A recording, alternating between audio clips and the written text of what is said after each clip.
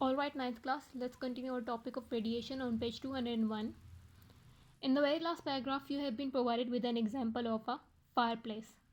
As you know, inside a fireplace, the burning of wood provides a required amount of heat. These days, modern fireplaces use gas or even electricity to produce that heat, but the basic principle of the transfer of heat is the same. So now we are going to see what that principle of transfer of heat is. In order to study that, I have drawn a fireplace.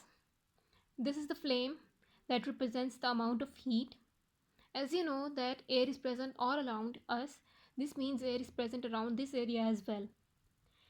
And the flame that is being burned here is about to make the air all around warm and hot, and it is going to increase the temperature of that air.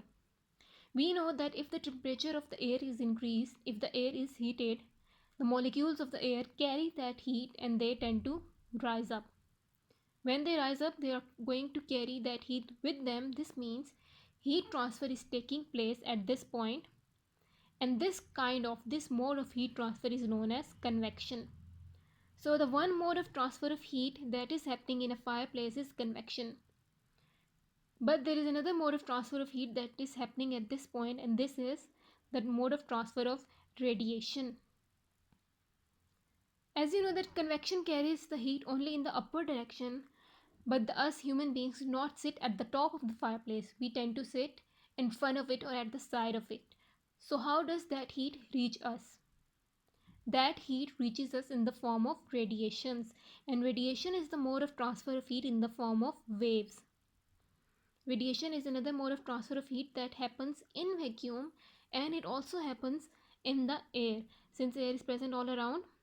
So not only the air is being heated and is traveling upward, it is also carrying the heat all around it in the form of waves, and this is the mode of transfer of heat known as radiation. As you can see, I have drawn waves all around, which shows that energy is being transferred in all directions.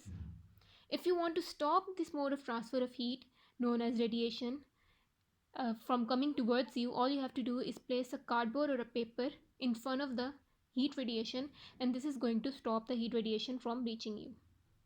So now we have established that in a fireplace, the transfer of heat takes place through convection and radiation both at the same time.